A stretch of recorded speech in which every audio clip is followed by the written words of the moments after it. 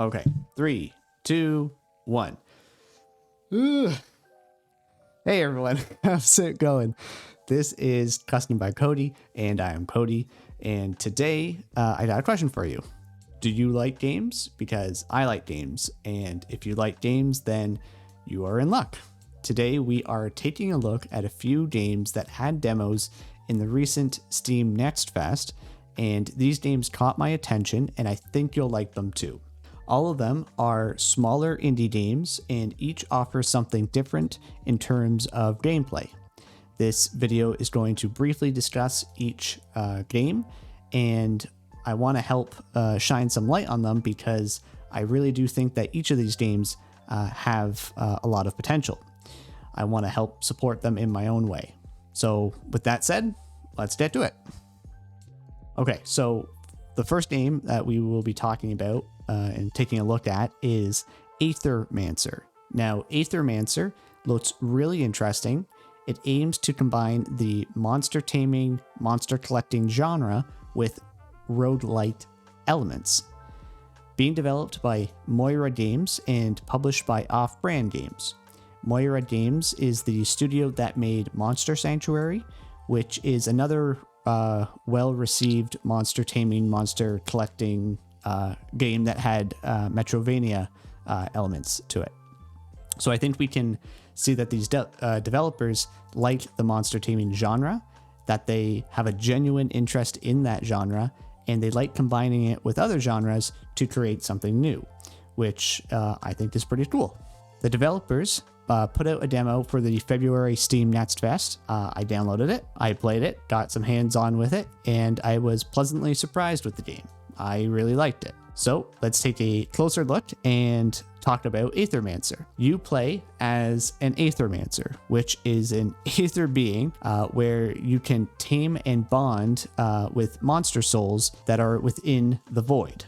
When you first start into the game, you find yourself in the void. You will select your first monster to accompany you. As you progress through a run, you will find additional monsters that you can capture and level up. Instead of putting monsters in a little ball, you craft mementos of the said monster, which allows you to summon the monster at summoning stones that you can find throughout each level. But first, you need to stagger that monster by hitting it with the corresponding elemental weakness. Then your Aethermancer is able to craft a memento of the monster, which then unlocks it for future use.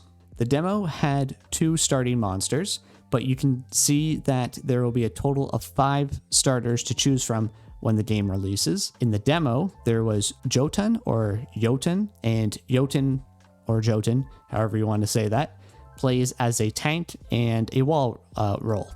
And there was also Sharoof, and Sharoof plays as a DPS kind of glass cannon monster. I chose Jotun, and then my adventure began. As you make your way through the tutorial, you encounter your first monster battle. The game explains the different aspects of the battles.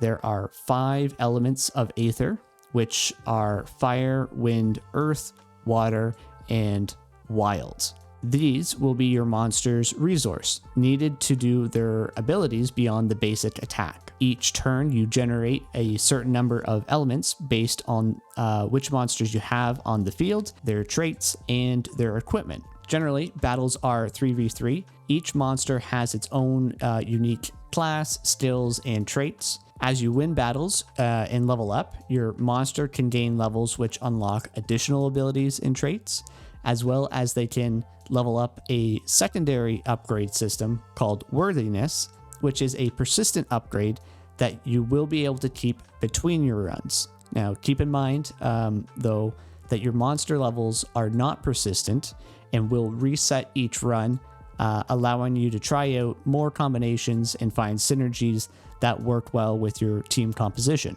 Surprisingly, the battling has a lot of depth and strategy to it, which I personally like. This isn't like Pokemon where you can just have one Pokemon kind of bulldoze everything.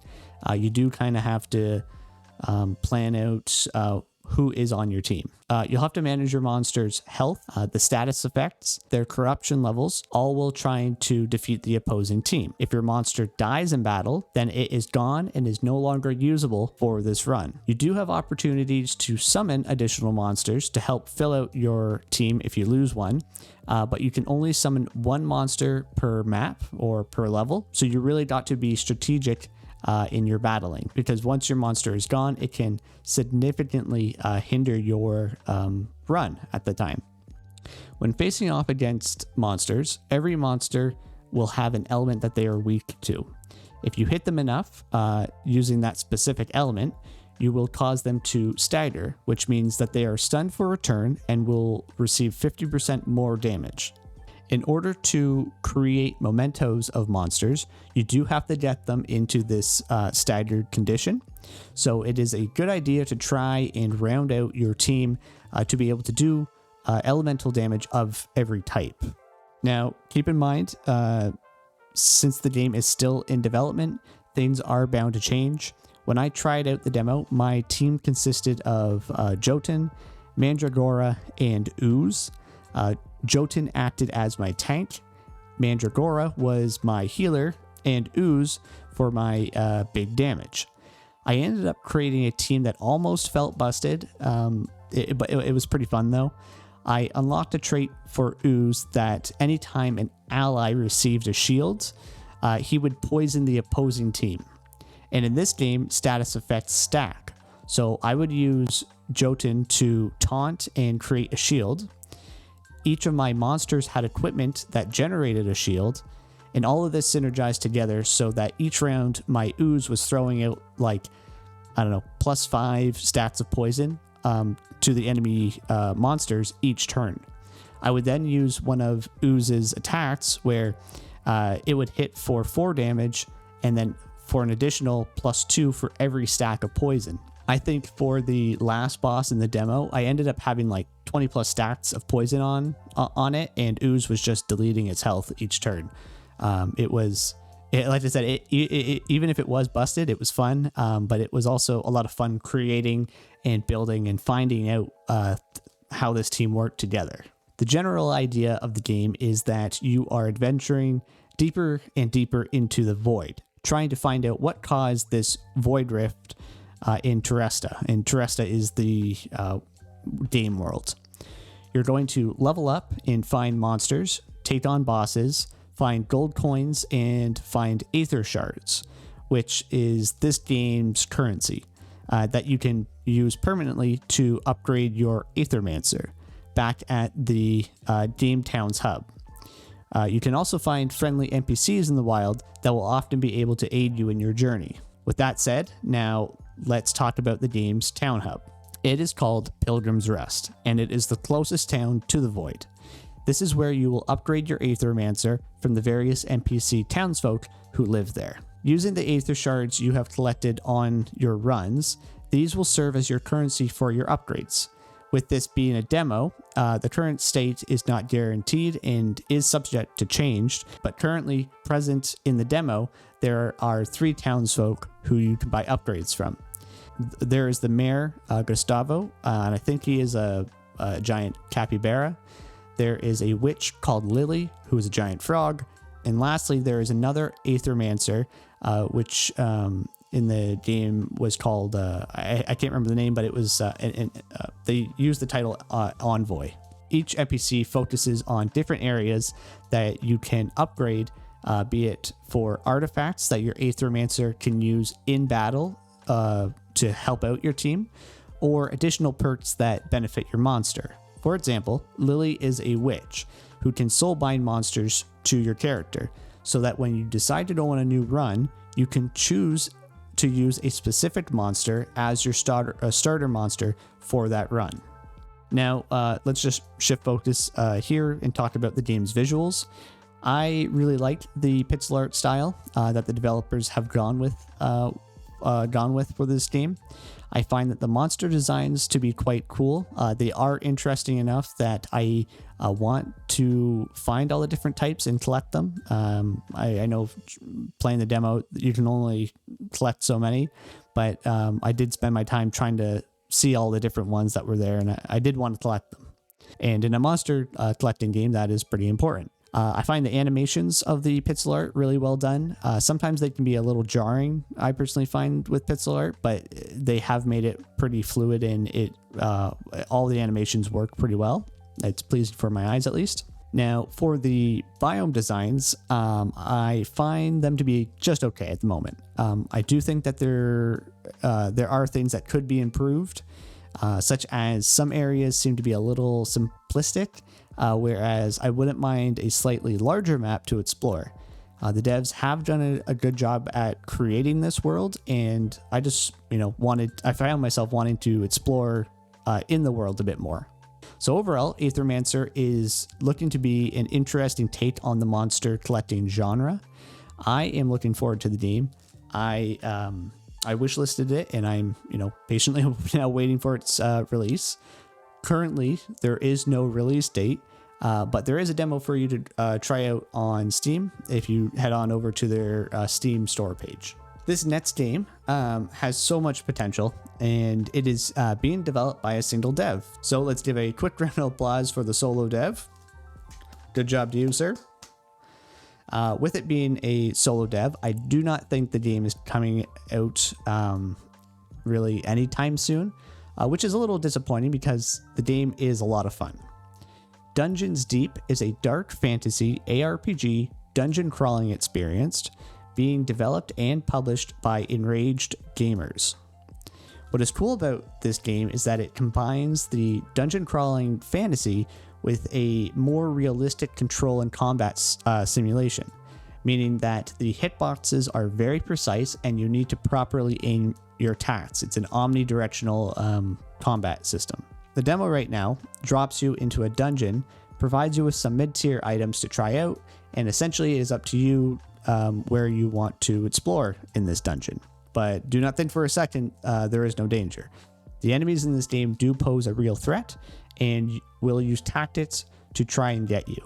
The developer plans on making the game single player or co-op with up to 4 players, and I think that would be really fun, having 4 people in a party exploring a dungeon. The dungeon itself is non-linear, so you can adventure and explore at your own pace.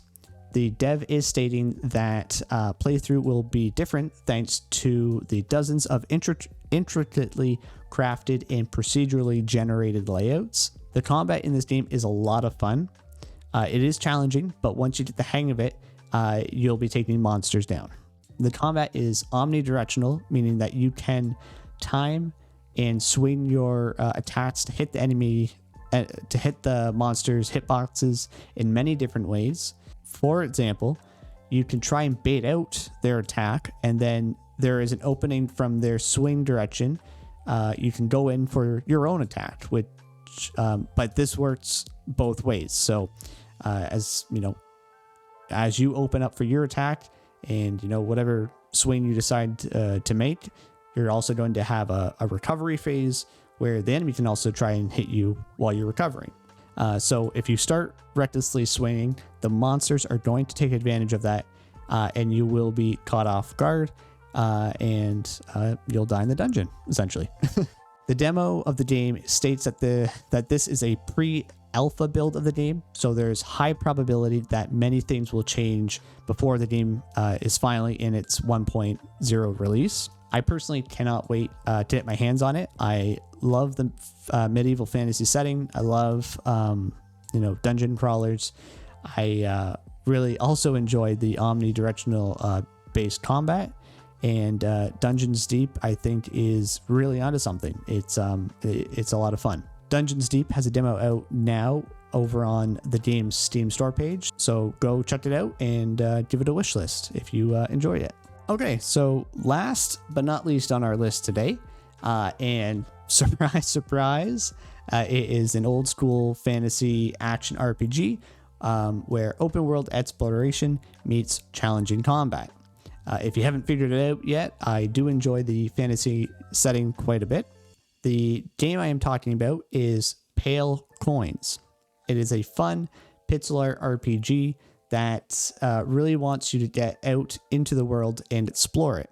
There is very little hand-holding in this game, and I'm 100% about it. It is really refreshing to have a game bring back the sense of exploration and kind of, let you kind of explore how you would want to. I downloaded the demo, booted it up, and I went exploring. The demo gives you a brief intro to the game's world.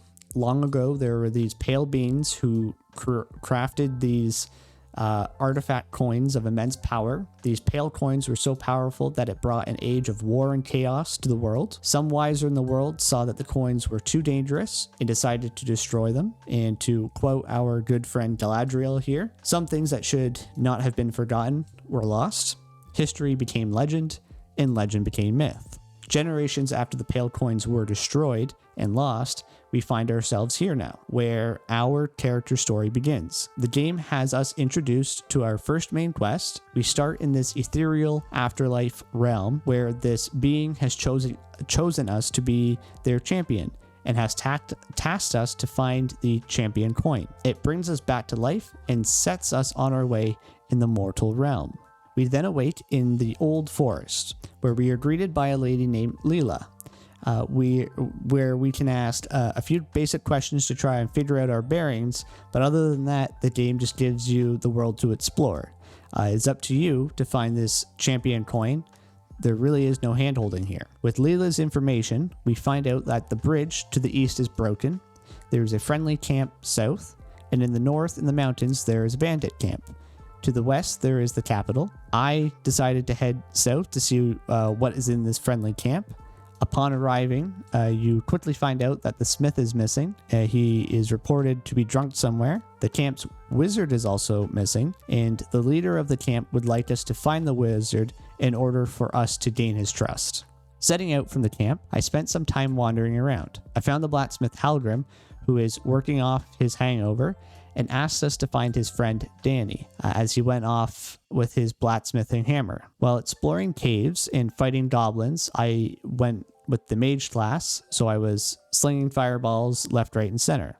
Typically in these type of games, I do enjoy, playing as a wizard, and that's kind of my go-to. Exploring through the woods, you do find a cave and a hole in the ground there. I found Halgrim's hammer, and unfortunately it was on the dead body of his friend Danny in a goblin cave. I decided to explore a little bit further into the cave and stumbled upon a goblin treasure hoard, where I promptly dispatched the goblins and looted all the riches that I could. This mostly consisted of beginner gear and some coins, because when you are dropped into this world, you have nothing but your simple weapon and a rags that you're wearing. Exploring a bit deeper, I ended up finding the missing wizard as well. He introduces himself as Thamir, and he was stuck due to the cave ground caving in and a goblin stealing his staff. He asked me to help return his staff and warned me that the goblin could use magic. Located close by was another hole, and going into it triggered my first boss battle.